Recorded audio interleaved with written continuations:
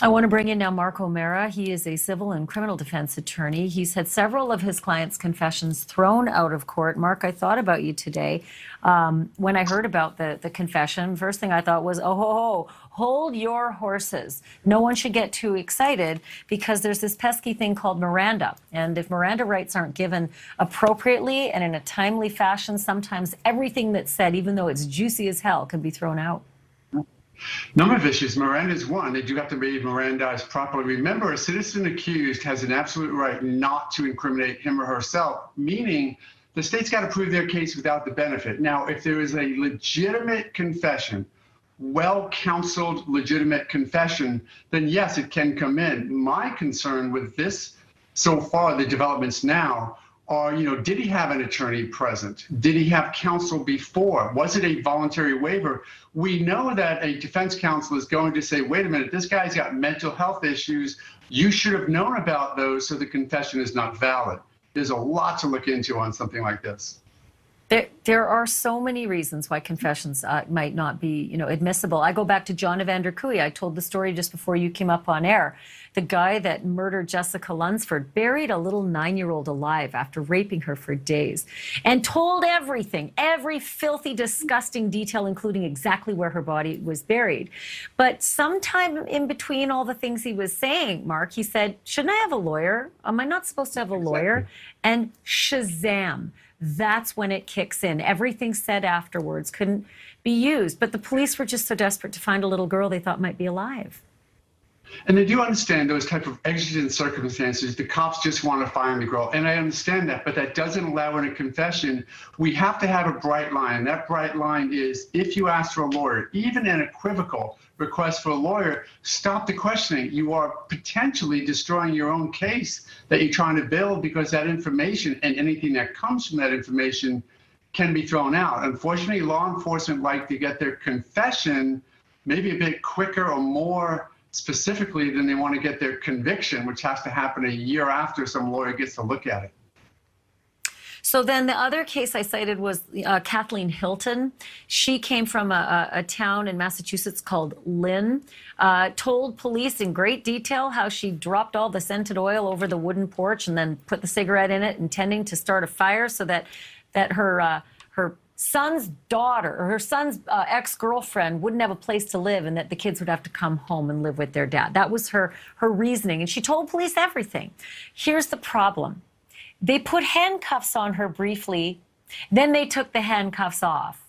Then they invited all this information, which ended up being a custodial interview with no Miranda. It's just such a detail, those cuffs going on and cuffs coming off, that turned that into a custodial interview. These are the details that completely can screw a case. Well, absolutely. Let's presume that all of those statements, those quote confessions, were completely truthful and accurate. Nonetheless, if it's without Miranda, if it's after a invocation of the rights, if it's with a rubber hose like it used to be in the 40s and 50s, what we've said is we'd rather let 100 men go free who are guilty than to convict one innocent man. Literally, Ashleigh, just like finding 40 pounds of cocaine in a trunk, they're morally guilty of possession of a lot of cocaine. Break into that trunk without a search warrant and they're not legally guilty. Same thing with a confession. It's got to be done right by the professionals, and the professionals are the cops. I know it's maddening, but I've been to other countries like Saddam Hussein's Iraq where, people just disappear and go to gulags. They don't have the rule of law that we have. So as maddening as it can be, it's real nice to live under this kind of law. One case I wanted to bring up that might sort of bring the fire down on people who are watching this and are really angry to hear that these confessions can get thrown out. The case of Kevin Fox. He was from Wilmington, Illinois. His little 3-year-old daughter, Riley Fox, was raped and murdered and found face down in a stream. And they arrested him and they charged him with her murder. And they put him in an interrogation room for 14 hours, I think, and badgered him to no end, showing him pictures of his little girl's dead body. At which point he finally said, okay, fine, already I did it. Just let me out of here. And then they, charged him with first-degree murder and sought the death penalty. And then it turned out it wasn't him at all. It was a false confession. He did it because he was just a mess. And he just desperately, like a burning room, wanted to get out any way he could. And this is real. Most people don't believe that anybody would confess to something that they didn't do, but it's proven. DNA. It was a sexual predator who was already in another cell somewhere who actually did the killing. Plenty of evidence to convict him. But Mr. Fox didn't do it. So sometimes these confessions are thrown out for a good reason. Well, very much so, because law enforcement have techniques. They are trained on certain methods of getting confessions.